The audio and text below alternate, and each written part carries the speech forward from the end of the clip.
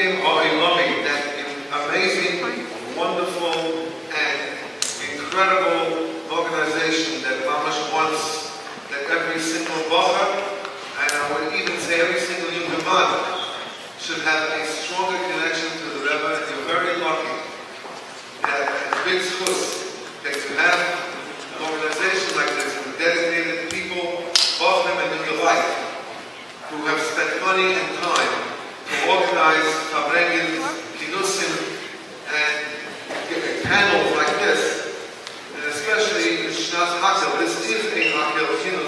This is a gathering, a getting together, an assembly of a Hakhel. And so, like a big Yashaper to Vad Hatzmim Koilom.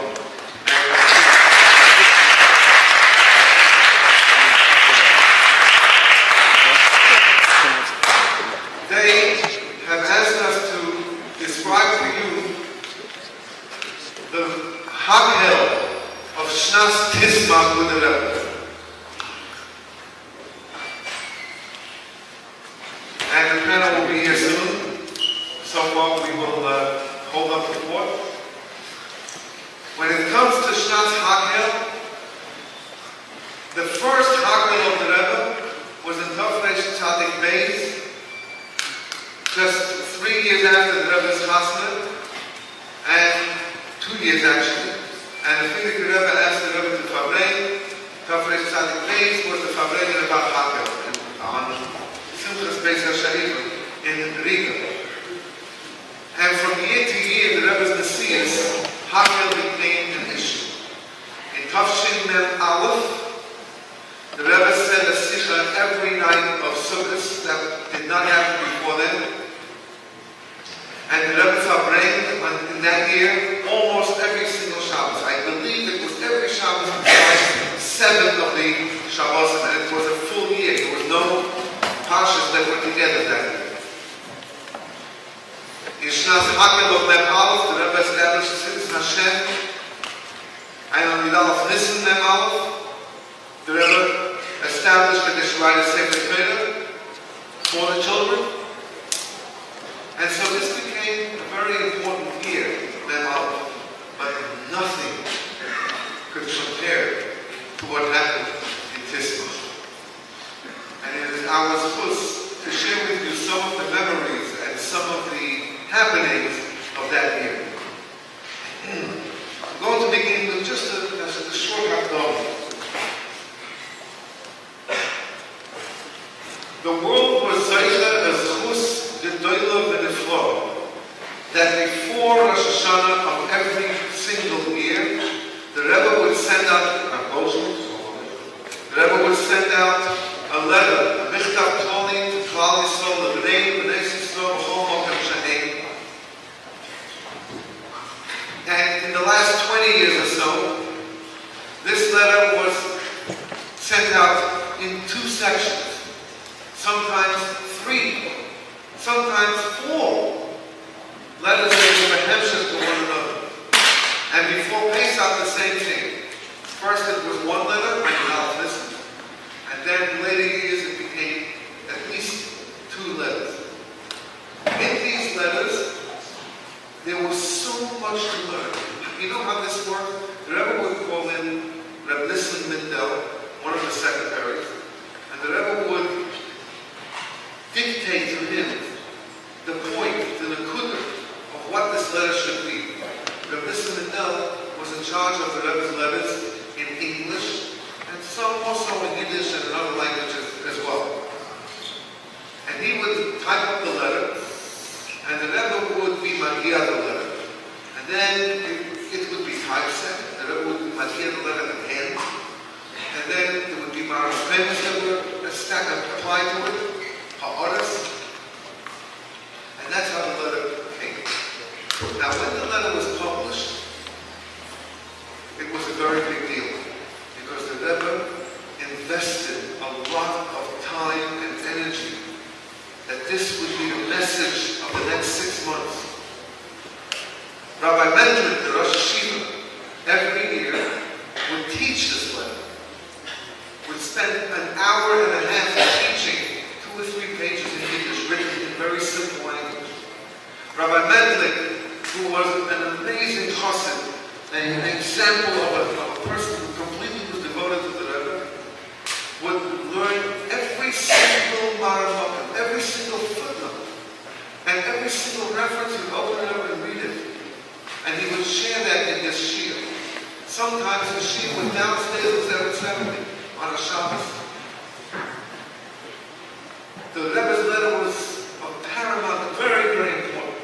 The Rebbe even was magia the translation into English, into Hebrew. And the Rebbe very much wanted the letter to be sent to B'nai Yisrael, B'chol Makom Shehem. That year, the letter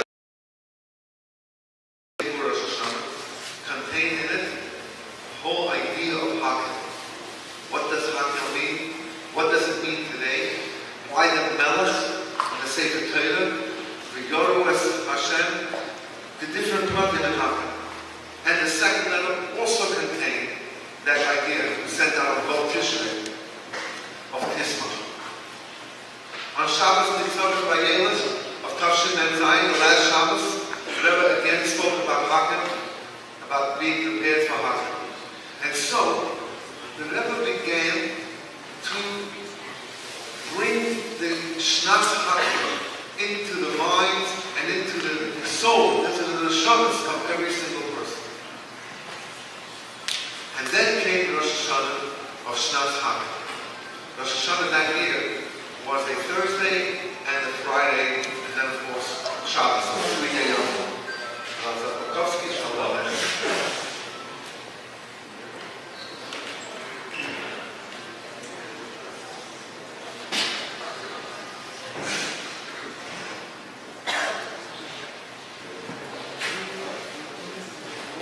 Now that we have the whole panel, I have somewhere basically. Okay, and so it was Rosh Hashanah, Tafshin, and Ches. I don't like calling it Tafshin and Ches because it ever said maybe hundreds of times Tisma. That whole year was Tisma. So the year was Shnas Hakhel, which already was very special by the Rebbe treated the year from all the previous years. And the year was Tisma. How important was Tisma? On Achron Shal Pesach of that year, which was a Shabbos, like a Mashiach Sukkot, a long Fabri went on for 5 hours. And this was the first Yom Tov after Chol Shvat. And the Rebbe then said that one Polsik, and he said that the year of Tisma could only happen once every 1,000 years. Tafshin is 700, Memphis 48. It only happened in 748, it only happened once in 1,000 years. So you can imagine how important and how inspiring this year needs to be. And after that, and how much Ad Mosai has to be. And after that, they sang the Nigan Ad Mosai, and everybody in 770 stood up, and then the Rebbe himself stood up to dance. Tisma, very important here. So you had the combination of Hakhel and Tisma throughout the year. And then when Chol Shvat happened, there was also a Hachai Yitin and Liboy. At every Fabrik, the Rebbe also spoke Hachai Yitin and Liboy, to take a Hilor, Bachayim, of life from the different things that were going on. And so we start with Rosh Hashanah, and I'm going to turn to the panel and see if there's anybody here who wants to share something about Rosh Hashanah, Tafshin, Memches, Shnas Hakhel, Tisma, and Hakhel. Rosh Hashanah, the first Fabringen of the year.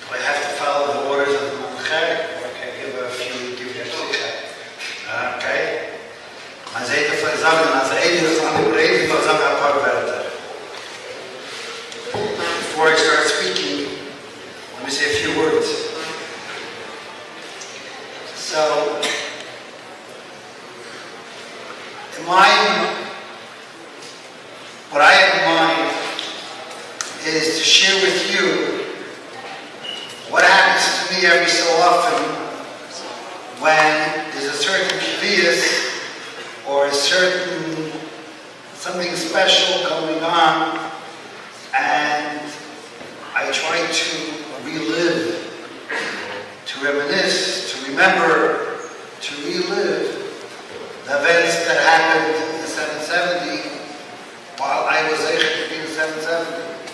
So for example, Tishrei in the middle of, I was down in Ahmed Sukkot morning, and although I can't tell you that I do this on a regular time, but I couldn't help. In the middle of Kiddush, I started singing Rebbe. Why? Because Tafshin Gimel was a year full of Rebbe. Could you imagine Rebbe walking in and out of 770 with the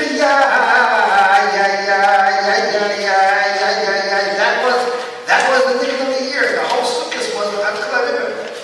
So when it comes Tafshin Gimel, I remember what happened 30 years ago, what happened 20 years earlier, Tafshin Gimel, and the same thing happened in Tafshin Gimel. So the purpose of this gathering today is not kibbutz yidis. Kibbutz yidis is very good.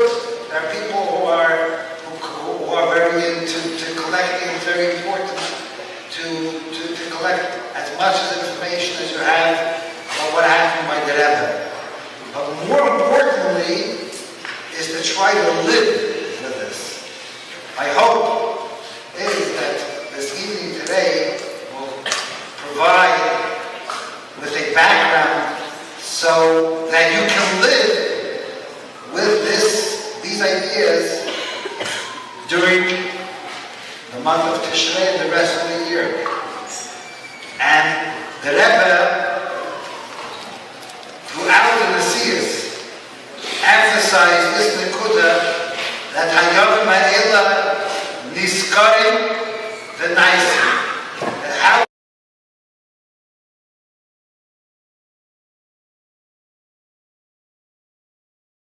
someone who experienced it remind himself, or when you hear today what took place. But then, it's not enough just to hear and to collect information.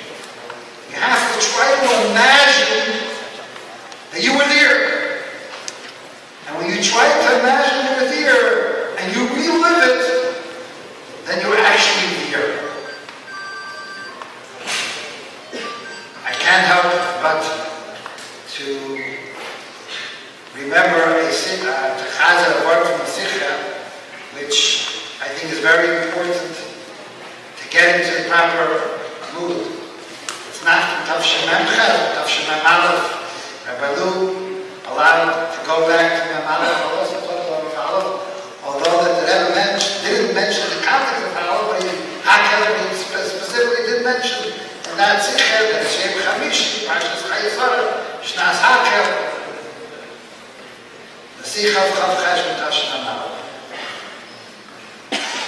where the Rebbe starts off explaining the uniqueness of the capital of the Rebbe Nishmas who turned 120 years back to Chav Chesed, capital Kuf Chav Aleph, and goes into a whole nekuda how there's two opposites happening simultaneously. On one hand, the reality is that you find yourself in a very serious time, which Mem Aleph, the Rebbe mentioned several times that the Vel Shachatzak was a serious time, and it's a shrek today in the gas. B'yachid himself, we tell a person that he has to believe that Nei Ayin, that from the Ayin Amiti, Yavi Yazri. In other words, the pasuk itself provides two opposite explanations. On one hand, it's a question from here will come as me. At the same time, it's an explanation. You know where it's going to come from? It's going to come from Ayin.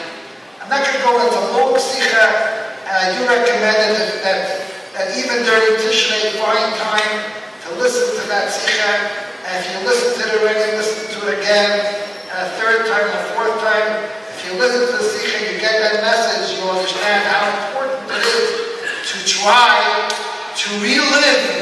by the Rebbe. And the hero of that sikha was that on one hand, you talk to a person, you talk to a chassid.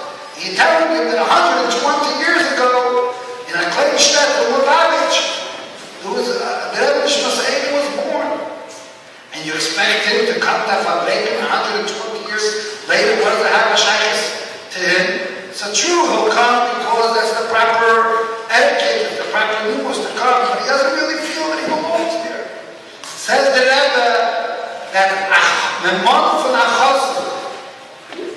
that despite the fact that he's in a different place, he's in Brooklyn, New York, and this took place in Lubavitch, he's able to, and for the exact words you have to listen to the Rebbe Sikha, he's able to close his eyes and imagine as Od Geiter Arai to the Rebbe Shnas Hakhel on up the fact, okay, fine.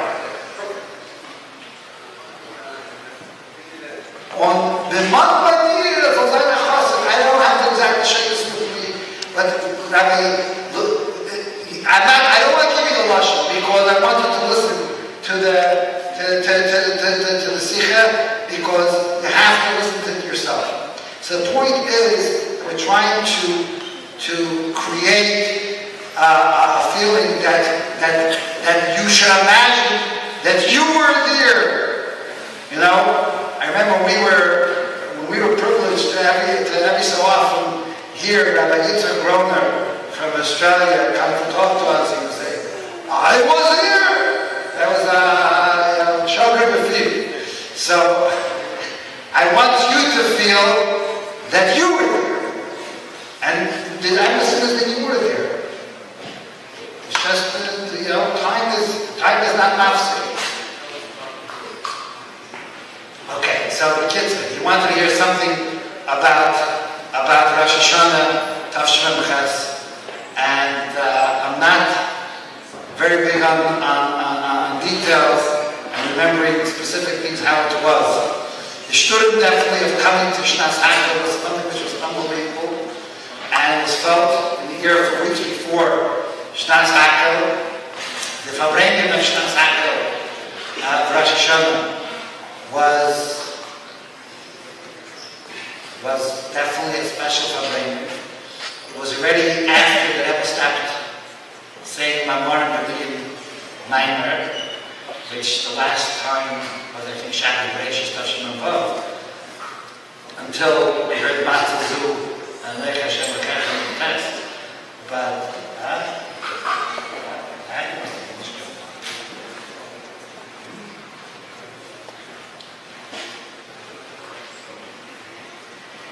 and here, the Rebbe said a Maimer, this was not already for the last 2 years, since the Parsha Asvarim, you could say, where the Rebbe once again, after a long hiatus, the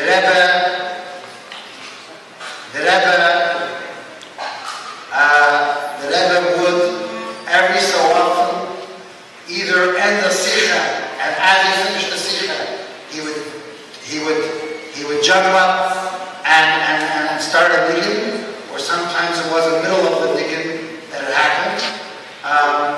And you could say that from Tavshim Mem Vav, this happened already.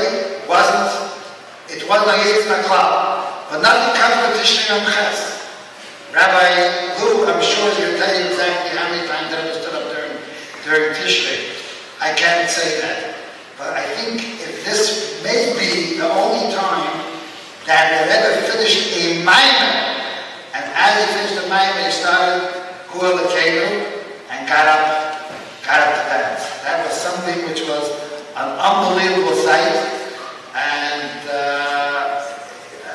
maybe Rabbi Luke could add some details to it to give some more flavor of what he did.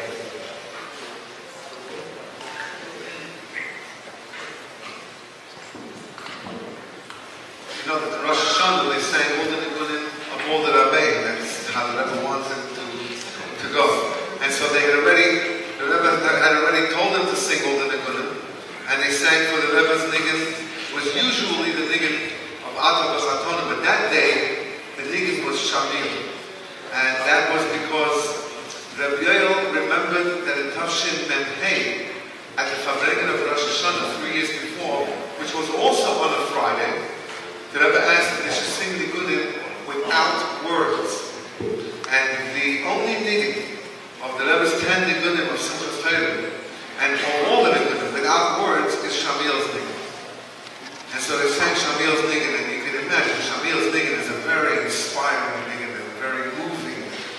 And of course, if you know the whole story, and this was also very, very serious. And usually, all the Nigunim that were sung by the Rebbe from all the Rabbis, the Rebbe was also very serious. The Rebbe would have the struggle with the head like this, and the island would struggle back and forth. It was a very the Rebbe time, very spiritual time, is the best word I can find. But it seemed that the Rebbe, in the other years, when they didn't sing the Nigunim without words, they sang Ato B'Chatonim. And when the Niggin Ato B'Chatonim, the second section of it, when that came in to be sung, the Rebbe would really be, usually be moided with his head, very, very strong. And after these 15 minutes of singing all these very serious Nigunim, 770 was on fire. And so here, right after the Maimon, the Rebbe started Goldshmidt, and the Rebbe stood up to dance, which was a couple of times in Tishrei the Rebbe stood up to dance. And afterwards, later, the Rebbe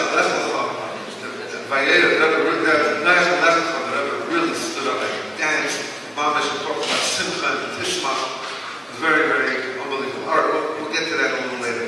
Also, during the Fabrengen, anybody else? What the Fabrengen of Rosh Hashanah? Nothing?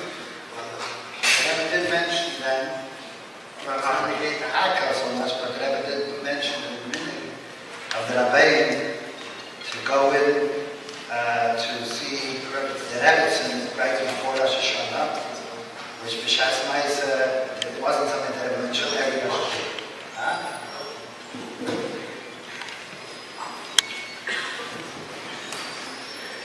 It's not something that will be mentioned regularly in Rosh Hashanah. Later, after Chav Shvat, when thinking back about what took place in Rosh Hashanah, to see if there were any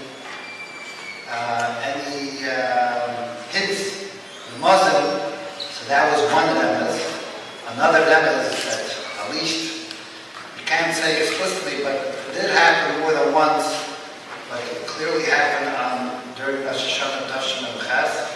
I don't remember the first or second day, Rebbe will correct me, but the Rebbe said instead of Al Yashkuni Zaydim, the Rebbe said Baal Yashkuni Zaydim.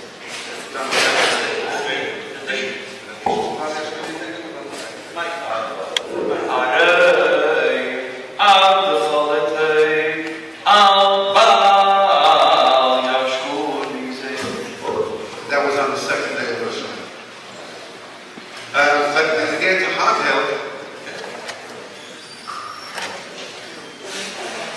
Hakhel, on the Fabrengen of Rosh Hashanah, the Rebbe didn't speak that much about it on Rosh Hashanah itself. The Fabrengen of Rosh Hashanah were usually very short. But the next day was Shabbos Shuvah, and there were two Fabrengens, as the Rebbe was in the Chadash and Tafshin Memdal. So Memdal, Memhei, and Memches, there were two Fabrengens on Shabbos Shuvah, and Nun Aleph there were also, but Nun Aleph wasn't one on Rosh Hashanah itself. And on the Shabbos, the Rebbe spoke very strong about Hakhel, Shabbos Shuvah.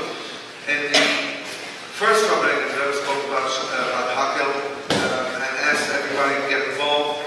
And a big rabbi called Rebbe Eliezer, who was the head of one of the big Agudas HaRabbanim, and he would come to the main Fabrengen, Tishrei was one of them, and he stayed till the Hadran. The Hadran that year was on Masechet Yuma and Talmud, and the connection between them. And Elber came over to the Rebbe to have a little discussion. He wanted to leave, and the Rebbe asked him to stay for one more Sikha. And in that Sikha, the Rebbe spoke a lot about Hakhel, and that Hakhel could be shaykh to the whole world. And later, I just saw it last week, that Nissim Mendel wrote the whole piece in one of the letters that were going to be published on the Rebbe, the Rebbe, and so all about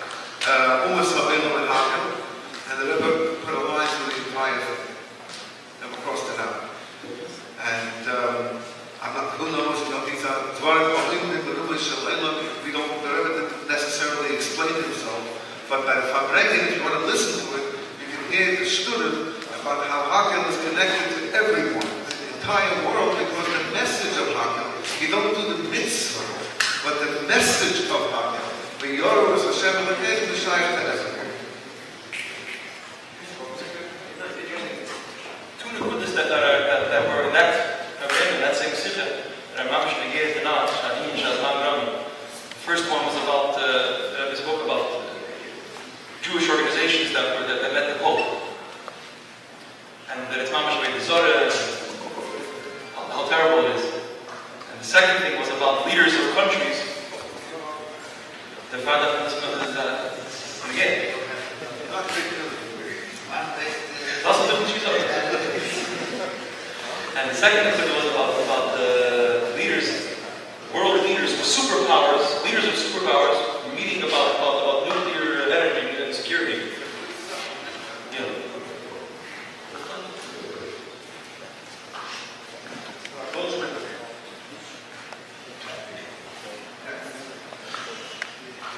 Next, with the mountains. The mountains before was every just mentioned some about the Tishrei which is in my mind, how everything was the Tila River. Just for me, my first year I was with the level, I'm from Israel, you know. So the first year I was with the level of Tishrei, and just to mind, nothing to do with Hakhel. But at first, as the Rebbe walked in, she said it enough. For me, this was my first mistake. The Rebbe pulled up to be like, just give a little bit of a tzio. And then there was no mentioning it, because last night I realized I was talking to Avraham, they say like, the base. It was for a chidush that I told them there was no benches in 70 wild coffers. Just sometimes I have to just mention the details. So there is no, 70 is empty. There are only people standing on the floors or on benches and what we call them, bleachers on the side. So I think my place, I put myself really close to the place where the Rebbe was standing right there. His place, not where the Rebbe was dancing. And as the Rebbe walked in, all Shmini Atzeres, the way the Rebbe was looking at the Rebbe's face, and still a face. And the Rebbe said, going in the Katila River, and the Rebbe started them saying the Katila River, and the Katila River was going on to the Augustus Noor, the Katila River, and the Rebbe was both hands. And just eyes. You just unbox it. If you have an imagination, that was a superstition. You mentioned Mem Gimel without just. I hope that everyone understands that Tafresh Mem Gimel was Shnas Hakhel from Tafresh Mem Gimel. That's why it was called about Tafresh. just to add to Rabbi Goldshmidt was saying, they were singing in Niggin. Whenever the Rebbe came to our couples, they sang in Niggin. And in the later years, they used to sing, that was the Niggin they sang when the Rebbe came into our couples and to Myra.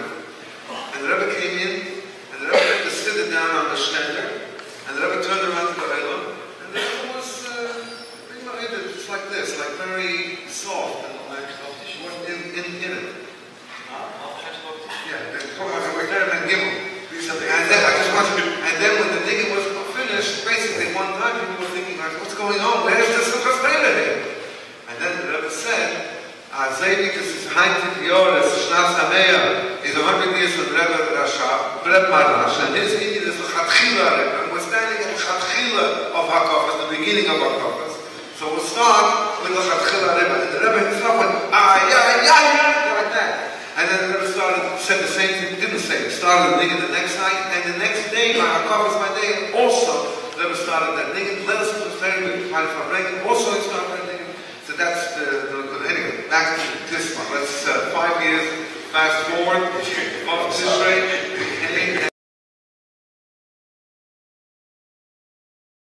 No one really quite understood what to do though. The Rebbe said, do Hakhel, do Hakhel.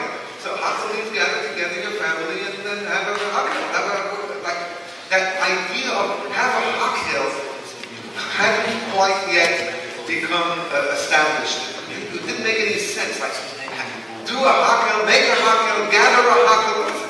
Like, what do you do? And so, with Gimel Tishrei, that's what I do. Gimel Tishrei, this one. Hey. You want to speak? Speak loud.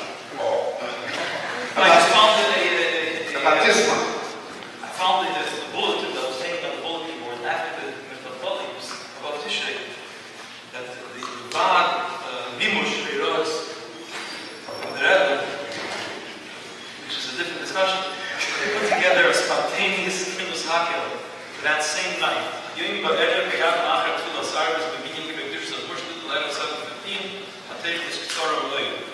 They quote the letter from about Tishrei.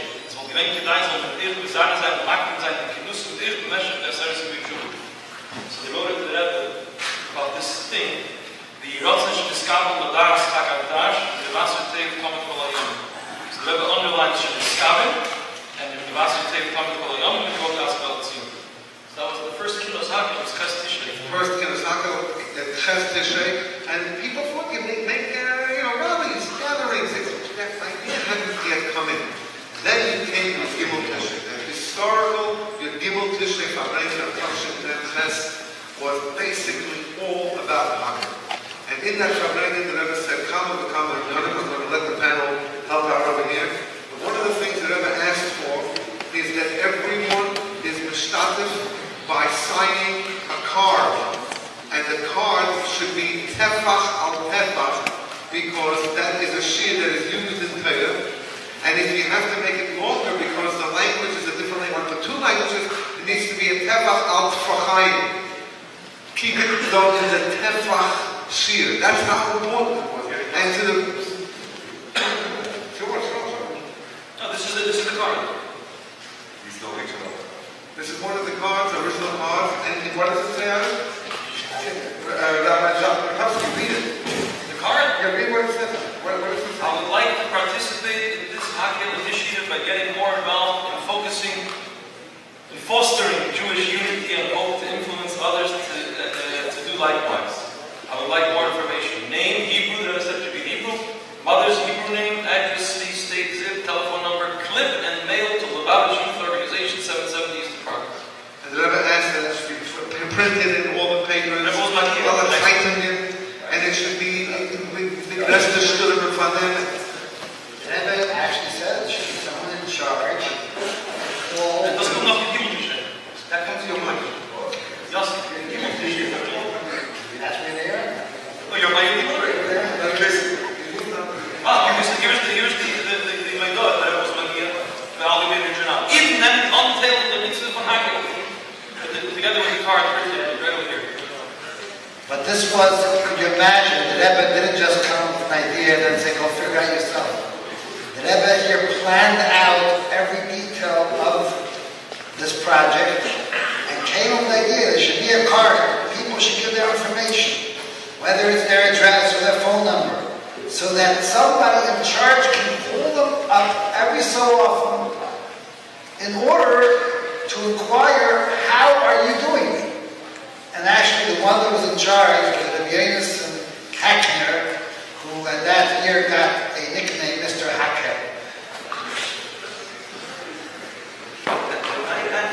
That night after Fabrein. The night of the Fabrein.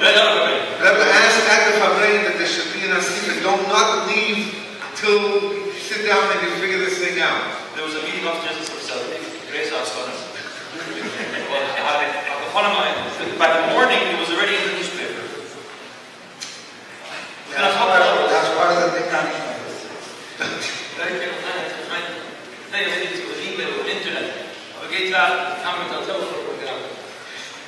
The next morning, she already made the paper. And consider that Chabad took responsibility for it to pay Rebbe Yosef Hackman that he should be in charge of this, and it became a big, loud, and heavy shul. Now, anything else about the Gimel Tishrei, about Goldshmidt? No? The Gimel Tishrei was on and on. The Rebbe was one of these relentless, and everybody's responsible. And if you think about it today, it's the easiest thing in the world. It's basically you get it together with your family, with your friends, your neighbors. invite them to your sukkah, invite them to your house, and have a birthday party.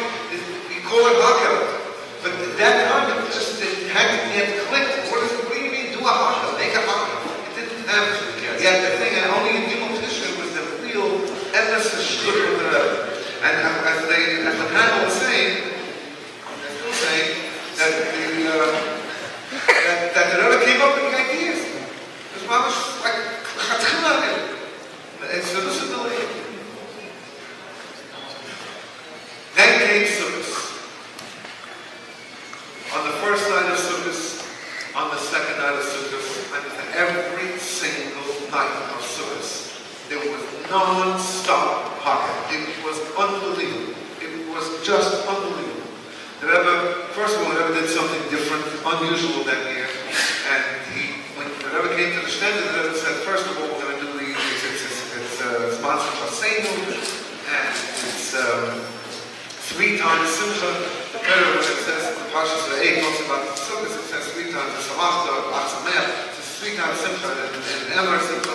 So, the Rebbe saying the Yom 3 times, and then the Rebbe started singing the Rebbe's father's thing, which the Rebbe started that Tishrei about 40.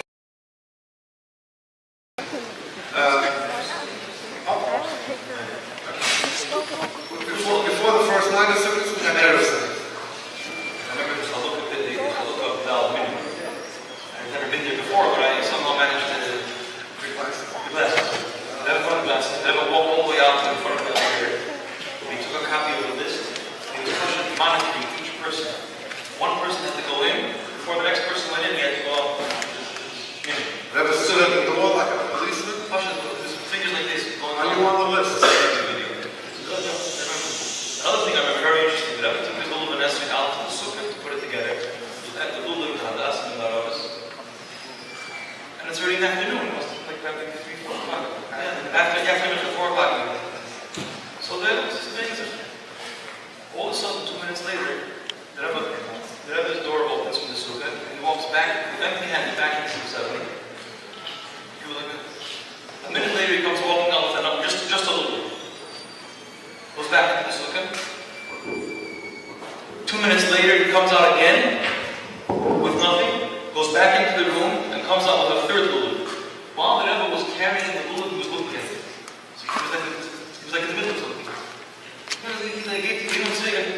He cooked up on the spine, went back inside, and then like maybe a half hour later, he came out with the made lulav, and then the other 2 lulav separately. He went back into the room, and then he went with the lulav and to the library. There is something that you can see, I'm not mistaken, it's not Chalukas. That Chaluka you can see on the video. The Rebbe and the Chaluka of the Dalet Minim. The Rebbe finishes, the Rebbe goes into the room, and closes the door, and you can see all the skilling as their minute started to collect for themselves, for the leftovers under before, whatever they collected themselves to look for Abba Minim. Then the doors open. You look at it, you see the video. They open, the Rebbe said, I'm shocked. Everything jumped. And we all jumped. And I was looking at this video years and I didn't understand what it was. And the other end, what's the job? And everyone comes back. If I'm not mistaken, you will correct me, listen to the video yourself. I think the Rebbe said,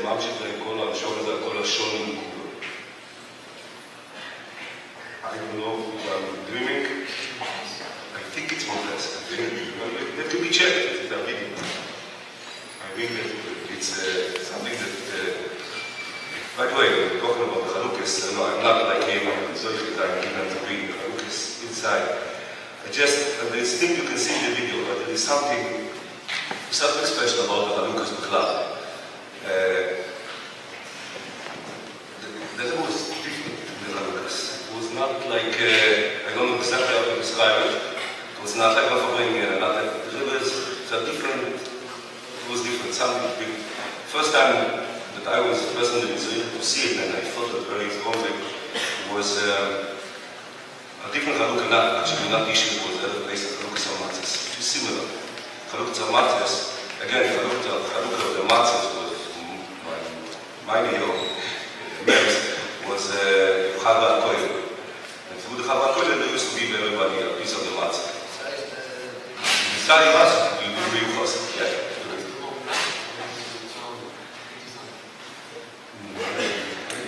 That's the last one.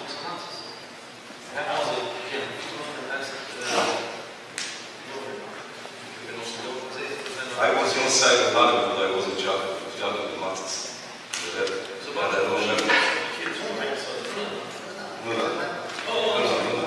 Okay, anyway, what I want to tell you is something interesting.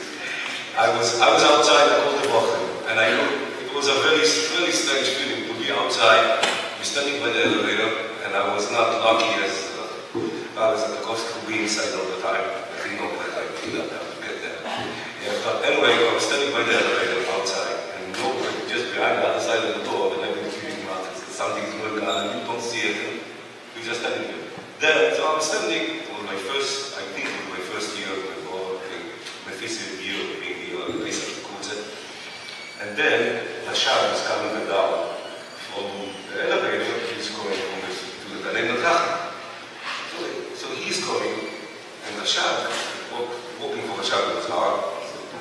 So whatever was there, he opened the door, and they opened the door, and I got stuck between the door and the wall. That little opening in the door, I see the Rebbe, like Mama's clothes. The first time that I saw the Rebbe, I had looked at the Rebbe was eyeing, and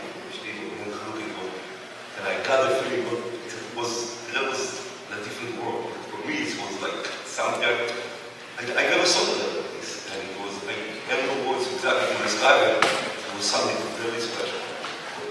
And I saw that the Rebbe, even the Shah, the Rebbe to do, the Rebbe spoke to them. He's saying this because by the Chalukas, when the Rebbe was giving things out, dollars, lekach, matzah, sport, and kutresim, it was very quick. You only had a second to stand before the Rebbe, so you didn't really see close the Rebbe's face, which was, when the Rebbe was giving something, the Rebbe was giving you everything. The Rebbe was giving you the Rebbe, not just the book, not just the connection, but the Rebbe was giving you the kashus at that time. The Rebbe gave kashus with their eyes, and when the Rebbe's whole entire Metzius was into you for that 1 second, but it was only a second. And then the Rebbe spoke about Hakhel. The Rebbe said that the Ushpizin of that night, among other things, that the Ushpizin of that night is Avraham and Baal Shem Tov. And Avraham is Echad Hoya Avraham. And the Baal Shem Tov, the middle of the Rebbe said about the Baal Shem Tov, the Echad Hoya Baal Shem Tov. That there's an Echad, there's an Achdus over here. On the second night, the Rebbe said about Hakhel, that this is the night that Hakhel began in the Beis HaMikdash. On the second night, because the first night they didn't have the Tishrei. So really the Hakhel and the whole gathering together, everybody was on the second night Dafka. On the third night, the Rebbe spoke about the Yaakov Avinu and the Alter Rebbe, and the fighting was about Hakhel. And on the fourth night, the Rebbe said a very strong sikha, Motzei Shabbos, about the Medrash says that if a kohen, that the kohen would go around Yerushalayim with chatzaitzes, a chol, with a flute, and they would. This was their chatzaitzes, right? Their trumpets. So they would make noise in order to gather everybody together for the Hakhel.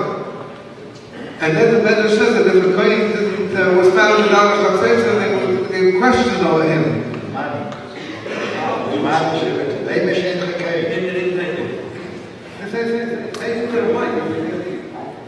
And if a kohen was caught without his kalim, they would question whether he was a kohen. That you're not a kohen. It seems like you're not a kohen because you're missing your kalim. And the Rebbe said tonight you can stop with kalim. The chol can play, the flute can play, the chatzaitzes can be played. In other words, music on the Motzei Shabbos. And if you're not doing it Hakhel, then anyway, that's a strong. The Hakhel was that night. This was a strong sikha. And then on the fifth night, you're going to the fifth night, but it's not uniquely to Tashon Ches, but it's important. I'm mentioning what was by the Rebbe on Sukkot. So the first night of Sukkot, after the Rebbe spoke in 770, the Rebbe would give another short sikha to the Urchin in the Sukkot. And that was I was thinking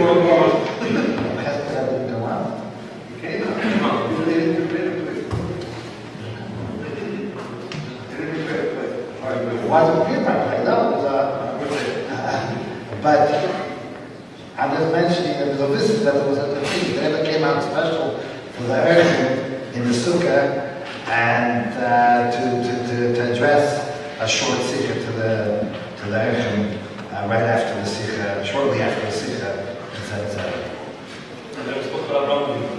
The sikha to the Erechim was very unique because the Rebbe would go into the Sukkah at 770, that big Sukkah in the Chatzar, and he would ask Moshe Yosef, who at that time was in charge, was necessarily, he came from Israel to take care of what was necessarily to be there, and he would ask him to sort of lead the way. And Yosef, the Rebbe doesn't want to go in front of the Rebbe, show his back to the Rebbe, so he would sort of stumble his way through, halfway to the side, hold the Rebbe's back, hold on to again.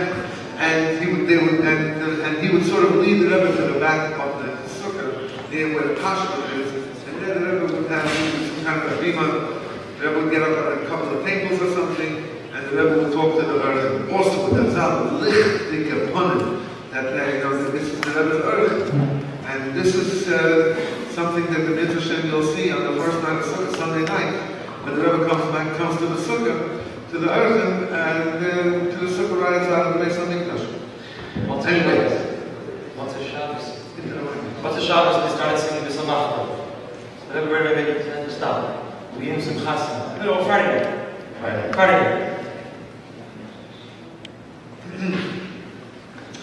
Now, the fifth night, everybody has heard about the fifth night of Sukkot, and just to repeat it again, the fifth night of Sukkot, the Rebbe explained what he did that year, which was mamash out of the ordinary. Everyone was talking about this, and nobody could figure it out. The meaning of mamash is that we don't hold the lulav and Esther together during Hallel, only the times of the Nanuim. So 4 times you pick up the Esther and put it together with the lulav and that's what it is. That year, as everybody knows, the Rebbe held the lulav and the Yosef together the entire Hallel, which, by the way, is a minute to develop. Why is our minute not to hold the Esther during the time of Hallel, only in Ramadan? So the Rebbe explained it that night of Sukkot, the fifth night of Sukkot. Maybe Tishrei want to jump in. You probably watched the video. The Rebbe said then that the Friedrich Rebbe did that minhag. He only picked up the Yosef during that time. The Rebbe the Shver. And the Pashtus, the reason is because the Rebbe the Shver, the Friedrich Rebbe did not had some issues. Friedrich Rebbe had some physical issues, and he didn't want to keep the Yosef in a little together. It could have damaged the Yosef. But once the Rebbe does something, and that's a minute that he's kavua, so all Chassidim follow that minute. That's mitzvah discussions. Then the Rebbe said that I'm trying to think of something that would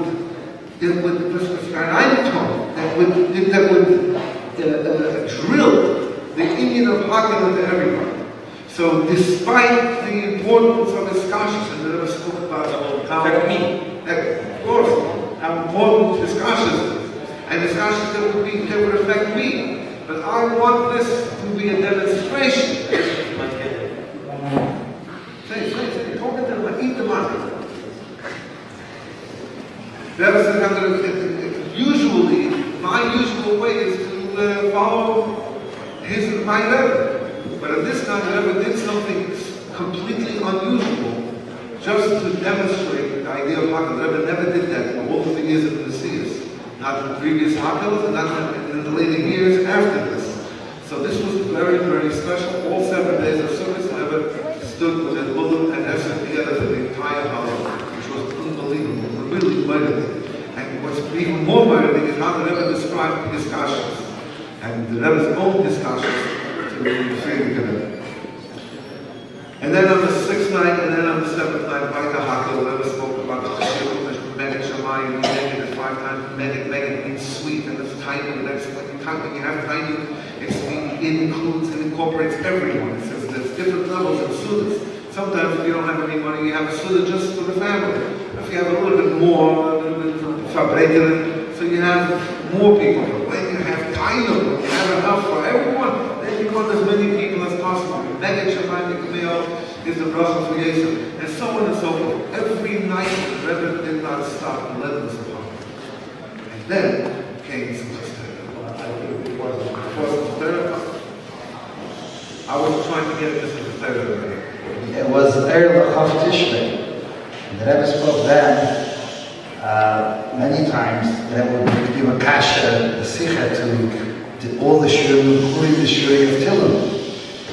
And the Rebbe then that night spoke about Havaya Malach Togel Aretz Yismuch Im Nam. And the Rebbe said that the Gita Faresh Given Gas, Mishrayim, Herzechayim, Anoshim, Noshim V'Tav, Havaya Malach. And that night, a whole night, we were singing in the streets of Kisnam, Havaya Malach, Togel Aretz Yismuch Im Rabim, Havaya Malach. So that was another Indian of Havaya. That the Rebbe said that the Hemshech too, that Havaya Malach was the words that Adam said to the entire Bnei Yisrael, that you should accept the Eibishter. And so he said that was the first Hakhel. On the first day of Brias Ha'adam was that he gathered together everyone. Just imagine that the Rebbe was looking for every little thing. So much. Okay, are we able to get into Shmini Atzeres Banach? Now, on Shana Rabbah, by day, Rebbe would come into shul at 10 o'clock. It would be Sheva Kafis, and then there would be Musaf, and then the Rebbe would leave at about 12:30. 7:70 went crazy after that. It was the most amazing day. First of all, they would start kicking everybody out at 7:70. You imagine all the earth were in Simchas Torah. Upstairs, the Rebbe went out to the sukkah, and the Rebbe was giving out lekach on a Shana Rabbah. And the other sukkah, and the sukkah of the Chotzer, those who came late were able to bench Hulu, but not for long, because Bobby Mariashi, anybody here has Bobby Mariashi?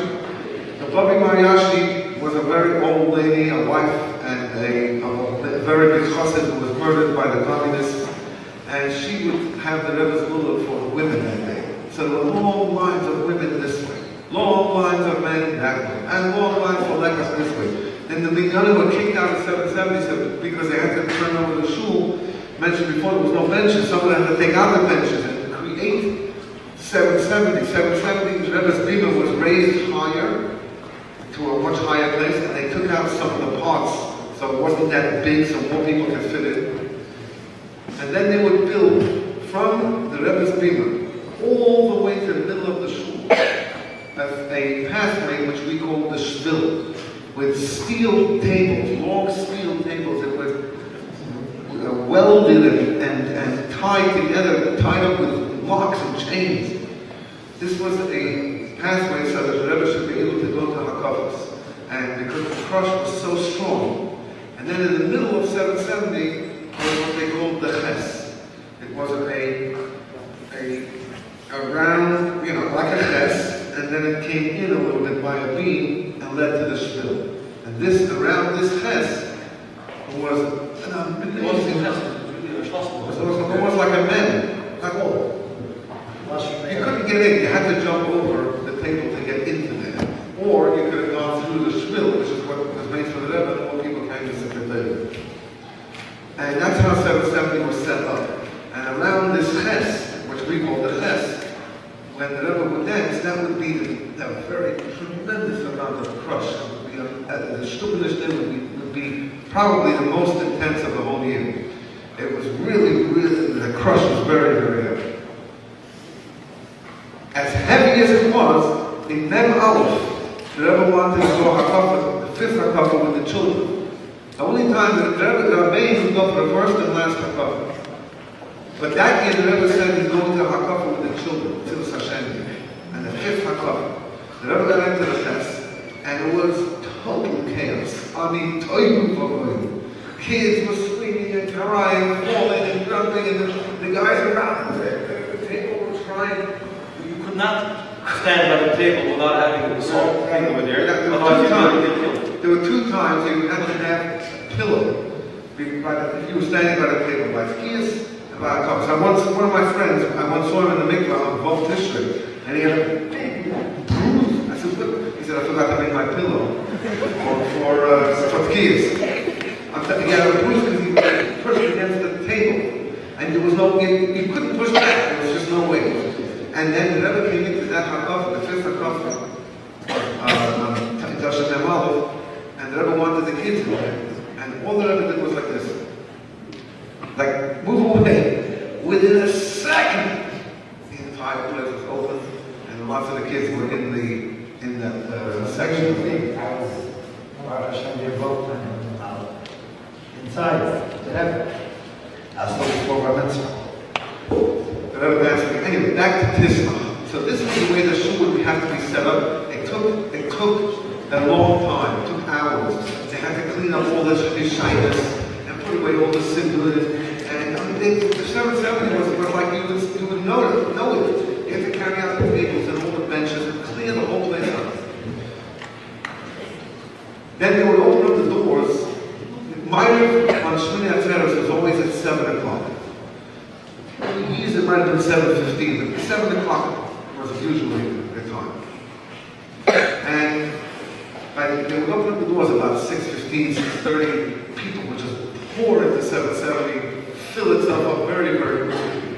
And then at 7 o'clock, the Rebbe was coming down to Ma'ariv. The Rebbe comes down to Ma'ariv, and the Rebbe puts the siddur down on the Sternberg. The Rebbe turns around, and immediately the Rebbe started the same thing. I said, both ends, and on and on and on, and then faster and faster and faster.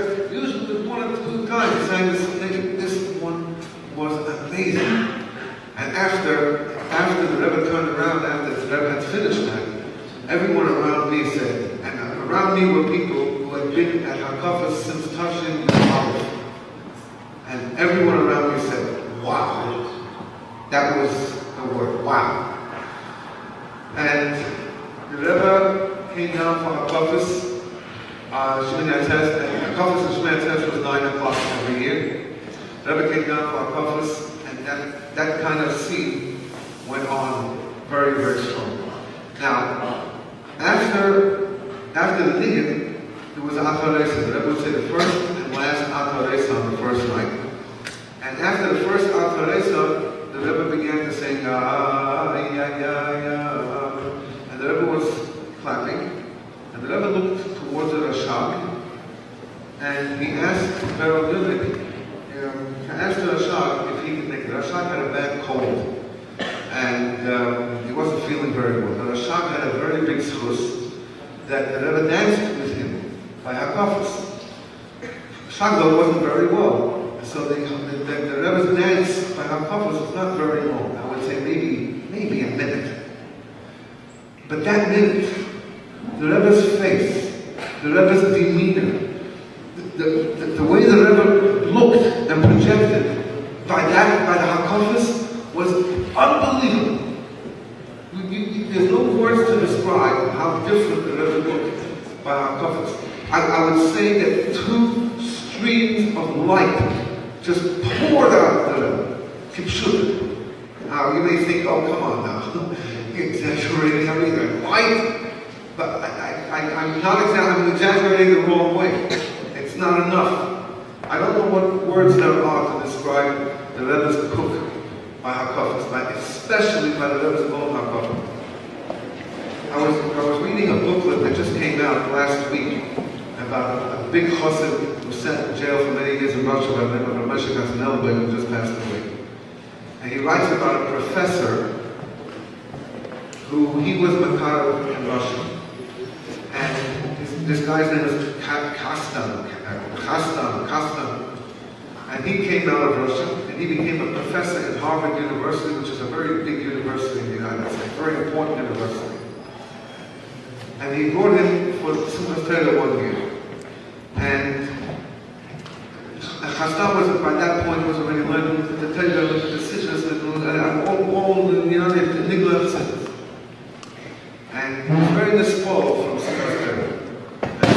Eliezer, this is in this shura that came out from his grandson's wedding.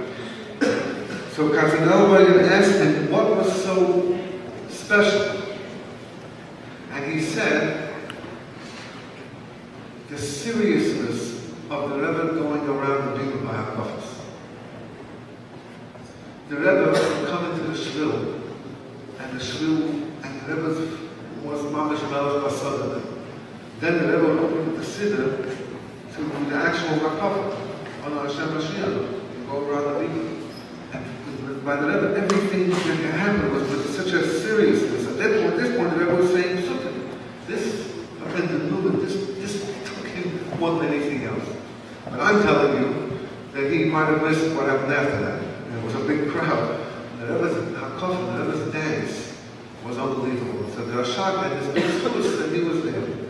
But at that point, the Rashak said he couldn't handle it anymore. And so now they had to get him out of the shul. And there's this massive crowd, big, thousands of people. He didn't want that he should leave. The Rebbe sent over that fulfillment. Jack Wise, maybe the Efshar Zebras doesn't come. Anyway, the Rashak said he had to leave. That's the bottom line, and out he went. And the entire time that the Rashak was trying to, it took about 10 minutes for him to get out. It was so packed. And the Rebbe was standing like this.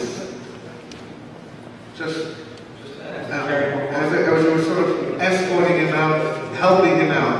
The Rebbe was just standing like this, slowly to the thing. As the Rebbe was watching, and as he went out of that door, some sort of Tismach began. And this was Chas v'Shalom. I hope you did not take this as any disrespect to the Rashak who had this is Nefesh. Just Bahaya. This is Nefesh.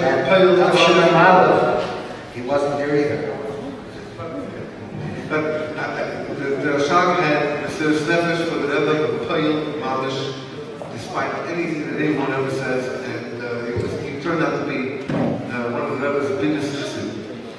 I didn't mean this as a disrespect to the Rashak in any way. I just wanted to give you the seer of what happened there. And then the next niggin, after the next Hakaresa, the Rebbe began to sing Ala Sela, ha ha. Wow. The Rebbe was Machab of that niggin, but the Rebbe was Ma'agad this niggin over and over and over again, so strongly. And usually, again, they say the niggin once or twice, as long as the Rebbe, but this was all like Ala Sela, ha ha, and with the hands. And at some point throughout the evening, the night, the Hakafas became so strong that there was different tefillas that no one had ever seen. And at some point, the Rebbe was taking the hands on like this. Instead of the big ones, the Rebbe was doing the small ones very, very quickly. It was amazing. Some of the tefillas just that come to mind. The Rebbe took Genomens to the elder Rebbe. Focused on them until every single one of them was jumping on his place. He didn't let go. I mean, it was non-stop. He stared them down until they started to one after the other. And not just that, Sternberg Island. Exactly. They had to be up and down. Finally, I don't know who it was, so I was back. One guy finally that ever saw that he started moving. One thing after the other. From everything let one person go. Rebbe asked everybody to say L'chaim before Friday, before Yeah.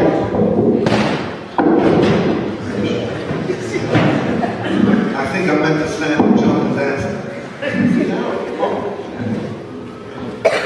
Like, Dr. Weiss is getting a little bit antsy in the middle, so that made him like this.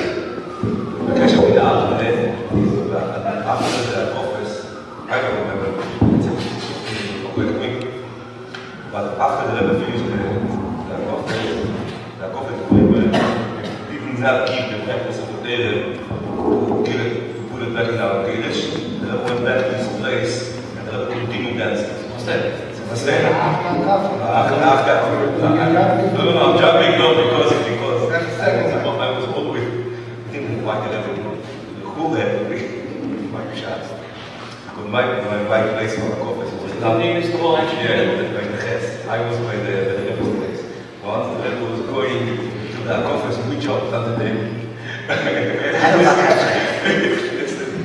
10 years for Tavshalam Chaz, that's the only... So the prayer always up there, the coffers of the Rebbe of this group. All the old people didn't see All the old it. people did not see it. You You don't see it, right? Who was standing at the table? Who died? There was no way they could see that there was a coffers. The Rebbe came back. First night, someone described it was... Okay, Always when the Rebbe went to the circle with the Rashak, the Rebbe held the Sefer Torah in one hand, the other hand was on Rashak's shoulder. So it was, and it was always, I think what Rabbi Lou was trying to say, not being disrespectful, but the Rebbe was being the tzamtzim according to the case of a regular Ben Adam, which was not able to keep up with the Rebbe's tzeduas. He was an old man, he couldn't. And the Rebbe had Rachmanis and was a certain tzimtzum, l'fiyerech his kelim. But when his kelim was not there, the Hakafas took on a whole different tzir. The Rebbe stood, I think I have to get up because it's Pasha not shy to the Mitzvah. And I don't think I need a microphone. The Rebbe stood holding the Sefer with both hands and Pasha swinging the Sefer Torah in such a way that, I don't want to say it almost felt as if they was going to fly out of the Rebbe's hands. It was such, I don't want to say it was such noise. And every corner, the Rebbe focused on every corner, it looked like he was getting every single person. And then moved to another place, and another place, another place. And this went on, I can't tell you about the minutes, but I would say that if Rabbi Yu said before that an ordinary Hakafas with the Rashak was 1 minute, Tafshin and Chas, it was between 15 and 20 minutes, the Hakafa. The entire Hakafas usually, from the beginning to end, was about an hour and a half, the Tafshin would take over 3 hours. And I don't remember who was the first or the last Hakafa, which was, one was definitely 20 minutes, and was pushing impossible to keep up with the Rebbe's speed. At one point, it was like you were just flying in the air without trying to get a grasp of the breath, because nobody was able to keep up with the Rebbe's speed. It was just something out of this world. And I think, I gave you a little bit, but it's nothing. Whatever I did is Shalei L'Fiyerech. It's Pashut, something which was Shalei Ma'al B'Dei Klal U'Klal. Pashut not together, Pashut not Shaykh. I know what happens when I try a Simchas Torah for 15 seconds to go out of my Akbalas, I almost feel like I have a heart attack. I Pashut. It Shaykh together. It wasn't Pashut together and Anushi to be able to do what the Rebbe did on that Akaf. The one that could have mentioned before, I don't know if it was every single statement. Ches was definitely very well how the Rebbe looked in the eyes of every person. It was mamish, not just generally, every person. The Rebbe was going his eye like this, going and looking. Mom is going up and down. As the Rebbe was turning around, looking up and down every person. And it was Akirika, as the Rebbe mentioned before, it was so hard to keep up with the Rebbe. When the Rebbe was looking at the group of people, you could see the people in the back. And kind of listening. And yes, like Babish, when the Rebbe was looking at you, you couldn't push it to one place. One thing you can say, the amount of people making Shechiyat and Hashem Malchus, like every 20 seconds, you heard another, people repeating. This was such an experience that Pashut, you had to say that the Shechiyat and Hashem Malchus that was going on in the Shechiyat night. Let me try to maybe put a little bit of he mentioned before about the seriousness when the Rebbe came to that offer. Now, the Rebbe danced with the Rashad, there was a certain ungetragenkeit, like a seriousness. It wasn't an Israel, it was a chore that the Rebbe was doing. This ritual was machlal. Why? I don't know to explain it maybe because he has been mitzamtzim, but this is here was a whole the Rebbe's book by Hakafas was completely in Hakatzel. What I mean is, B'derech klal, you were afraid to look at the Rebbe. By verbreiding you. A second, where it was too much. The Rebbe looked at you, there was a certain disdain that was touching bodily. You couldn't. If you were watching the Rebbe couldn't be seeing you. Because the Rebbe is seeing you, you can melt away. The Kux in Kastere was a very fatherly, loving, warm type of book. It was like that Sternberg in the Rebbe's eyes was not there. So Mele, when the Rebbe was looking at you, he didn't feel like you had to run away. It was very kirubim, with a smile. The Rebbe's face was beaming. The Rebbe's eyes were like expressing passionate love. The Rebbe standing in each place, and it's Pashat Shach. Pashat Shach. Years and years and years, the Rebbe dances for 60 seconds. It was unseen, such a thing. Maybe with his hands by a naked yet. But dancing, I'll never forget, my place was Ches. So all the years I couldn't see the front, but Ches, I said thank you to the Eberstein that I was there, because the first couple was 10 minutes, the second was 20 minutes, the next time was even more. In the beginning, when the Rebbe was holding his Rebbe, the first thing he started dancing. Before he started turning around, the table was here. Now the people were standing, the Rebbe was on the other side of the table. The first thing was, this banging on the floor. All you heard was the crowd, and then turning around. Once that was like, the tempo was going, then pushed the Rebbe stayed the dance. After like the first 2 minutes, Pashat started by Yechidus, a personal dance with every single person. And what I mean with every single person, not just that he looked at you. He looked at you and he was being related so strong until you were gone. You had no choice but to be Pashat, go out of your cave. Every single person. The following were the sound effects. Singing, okay, people were singing. Then you had people screaming. Screaming. It was the shock and the idol. All you did was scream. Then you had people crying.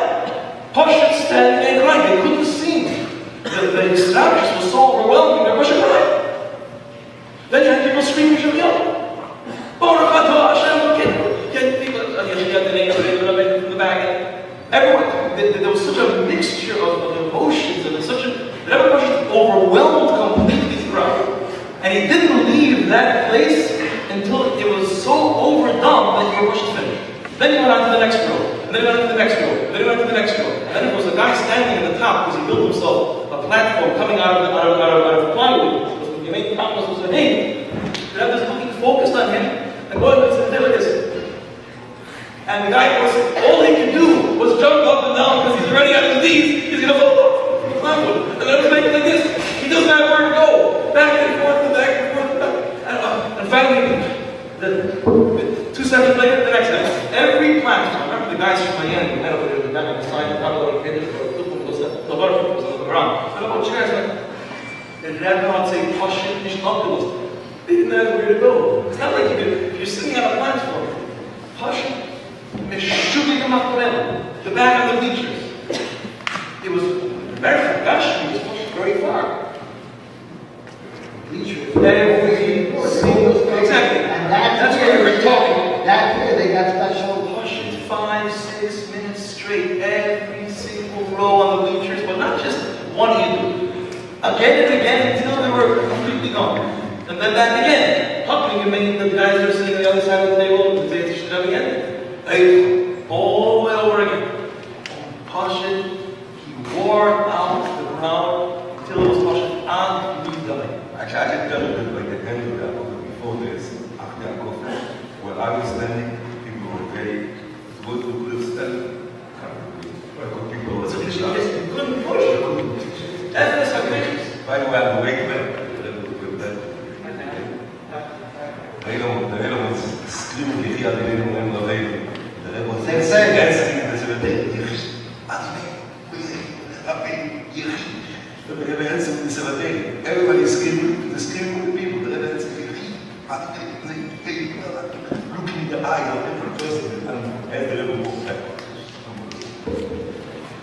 even that is not nice. That's called evidence pushed up around. Now, just to make a little bit of a statement here, because it was very difficult to see which one was which. First of all, the first night was the 10-minute hakafah, the first hakafah, and 20 minutes in that second hakafah. And the Rebbe Taka was throwing the Sefer Torah around, Kvayachal, if you will, to all conversations. Yeah, that was the thing. The first hakafah was all the rest of the hakafahs for that year was Now, the second night was when the Rebbe took the to the same. The old people got it on the second night big time. And then by day was most amazing.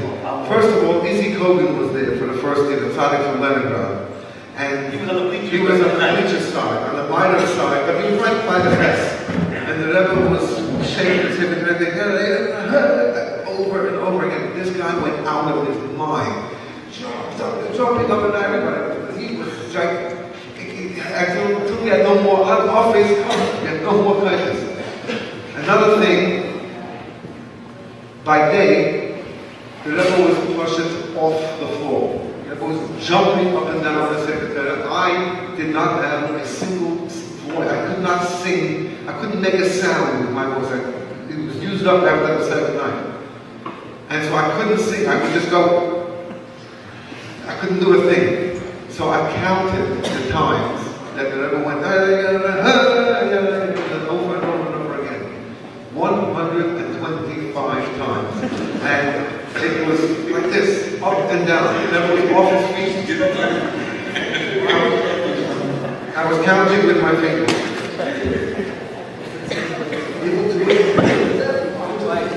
And I'm going to say this for even the Shnas Hakhel, a very big chassid who just recently passed away. It was Rabbi Simcha Zerkin. When I tell the story, I never told the name, but I mentioned it to him a few times how inspiring this was.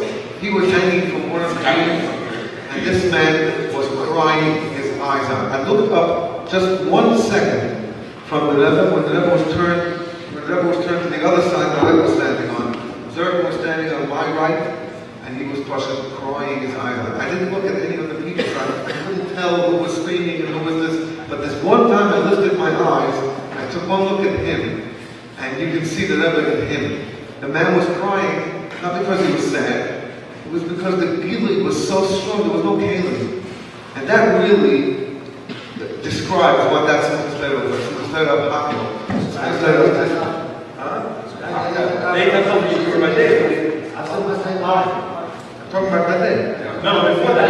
I didn't see anyone that night. I didn't watch any people. But I got from the Rebbe. They were singing, when the Rebbe came back from the Rebbe's hakafah, they sang Ashreinu Matem Shleinu.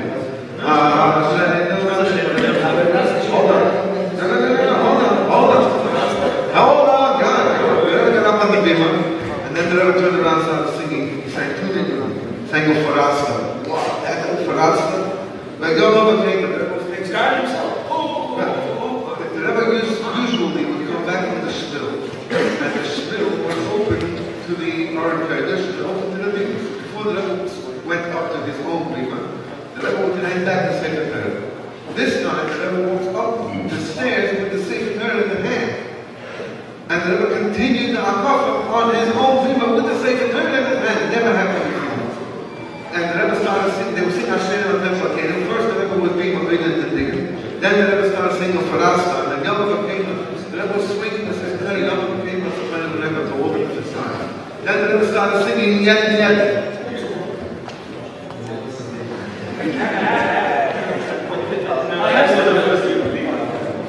There was a bima on top of the bima? Or just a little bit right there? A little bit. Wasn't a bima on top there? No, the Rebbe's hakafah was not. The Rebbe's bima by his place. My place was high, but by the hakafah Also not a bima on a bima. No, this is high. They made it high. Okay. But the Rebbe's hakafah bima was not a bima. It was just a stage. It used to be on the floor. It used to be on the floor. They built the platform.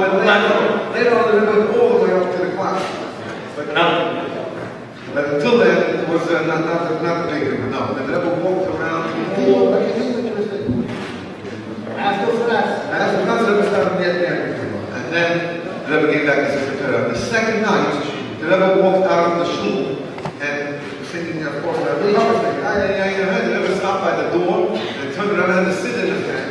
Put the siddur under his. He put his siddur under his hand and he started to clap so quickly. That if everybody thought it was over, there's enough of them. Mamish 5-6 minutes, the whole crowd turned to Ma'ariv, and everybody standing and clapped up their face. People in the front didn't realize that the Rebbe still did. And it was a half the show was already dancing on the table. It was like it was already all over. The second night, the Rebbe came in from Ma'ariv. Second night, the Rebbe came in from Ma'ariv at 7 o'clock, and then there was a Fabrengen at 9 o'clock. That Fabrengen was one of the most motivating Fabrengens, and most people weren't there. First of all, the Rebbe stood up to dance, like right at the beginning. And most people were at the shuls because of that reason. I went to a closer shul, so I was there when the Rebbe came in. Very small. I was working decisions then. I actually wrote that Fabrengen that night. So the Fabrengen of that night was written by me at a later occasion. Anyway, but in that session, the Rebbe spoke about Hakhel. The Rebbe did something very unusual. He made a Staatsfest to the Kinder's Torah on Leil Simchas Torah, which usually was not like that. But because I believe, because it was about Hakhel, the Rebbe was again changing around the Seder. The Rebbe also spoke about the Rabbein. Why do you have to say the Chassidish or Shpizin on the Lubavitcher Rabbein? Other people may want to look at other Chassidish or Shpizin in different ways. And the Rebbe said, well, it was unbelievable. The second season, look it up. The second season. And the Rebbe said that if they want, they can have their own. Right. You can establish your own Shpizin. You look it up. The second season of Leil Simchas Torah, Tisma. Now, that night was the Hakafas usually would start about between 12:30. Fabrengen finished about midnight, and that would come in maybe 35 minutes, 45, 55 minutes or so after the Fabrengen. That came in that night about 1:45. Then usually the Hakafas were 2 hours, as one of the panelists said before, but that night the Hakafas went up to about 4 in the morning.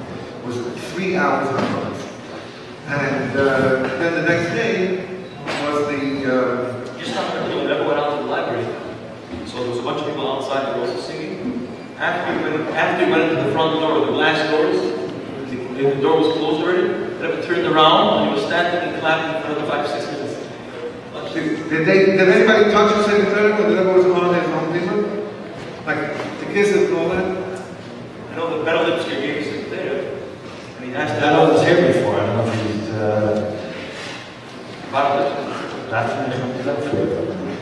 You better not drop us time down. Right. That was a long But nobody touched the secretary, not then. They touched the secretary in the shvil.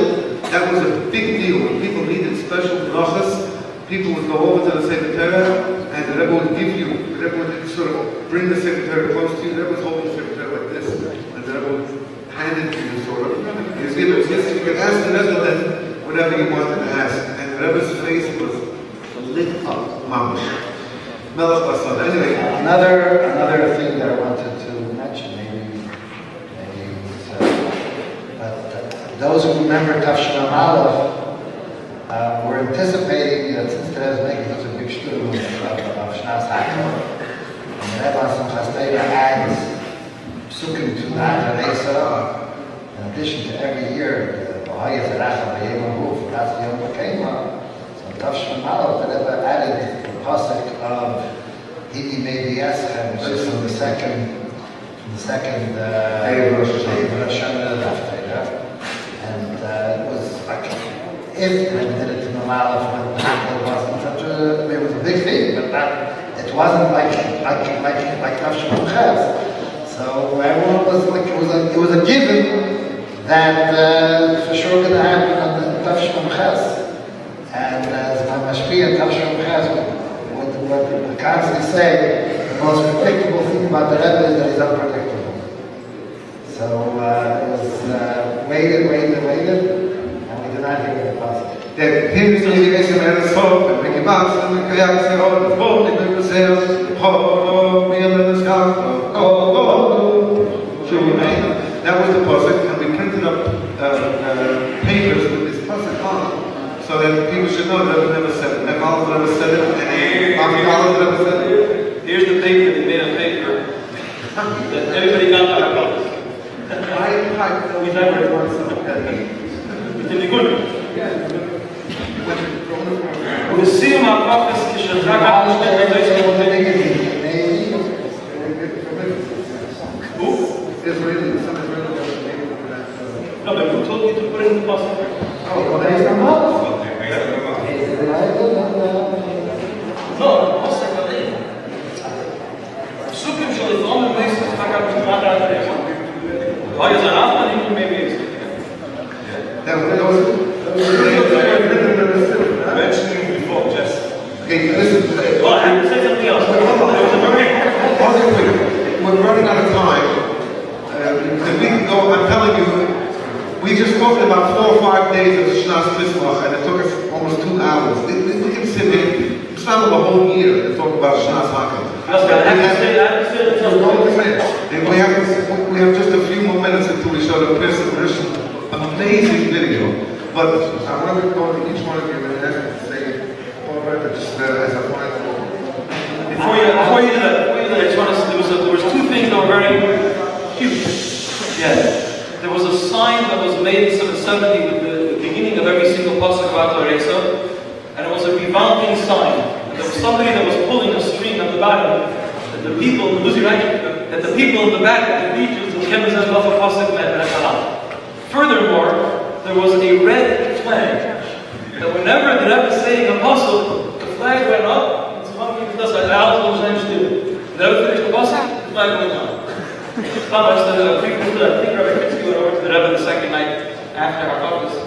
But then after that we came back and asked our Rebbe for the swarm, and then we told him we should say Avraham for his molly, which is pretty. I'll just conclude, because I have a question before I had enough 20 hours. I'm going to go.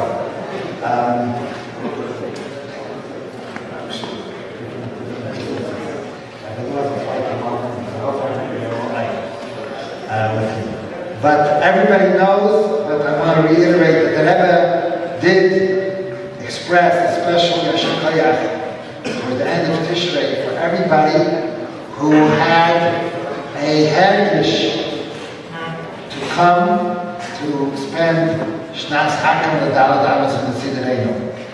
Another thing which we only touched the Simchas Torah, but every single day after Simchas Torah until Zayin Cheshvan, every time they ever walked into 770, not for Shachas because it was the Rebbe to come, it was before Chavei Shvat, the Rebbe came in for Kriyas Torah, the Rebbe didn't stink.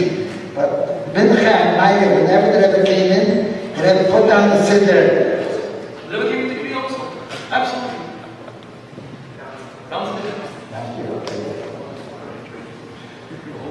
But till Zayin Cheshvan, every single day, they would put down the siddur on the shtander, turn around, and I was listening.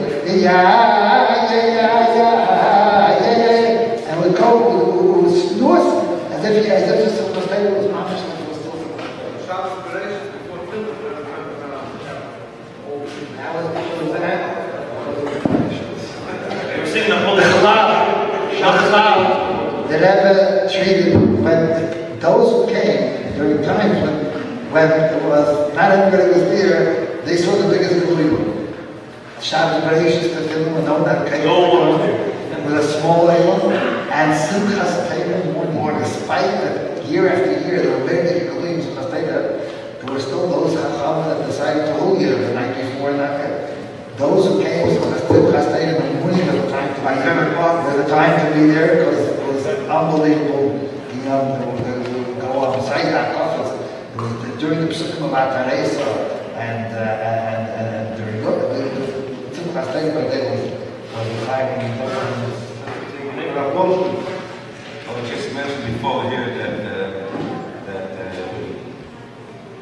in that office,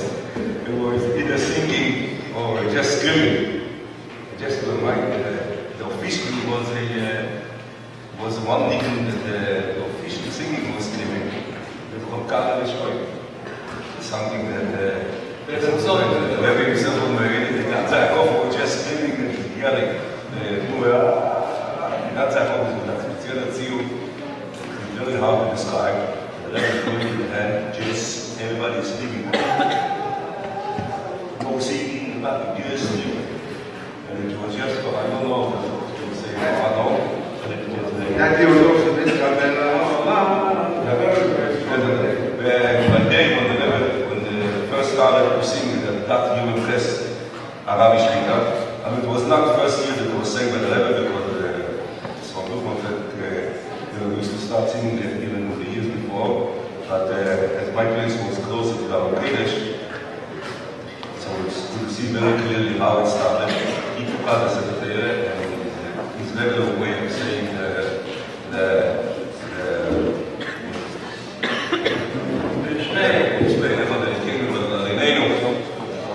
and then he started to sing Arabic Shita. It was not the first year, a few years that he did it. But it was quiet, and everybody was looking at the secretary goes to the women. And that year I remember understanding that the Rebbe did him sing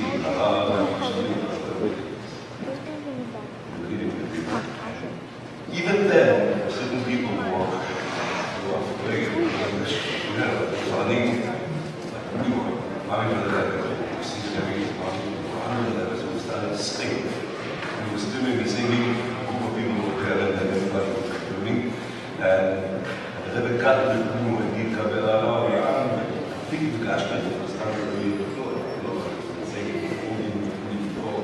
and the Rebbe did that move.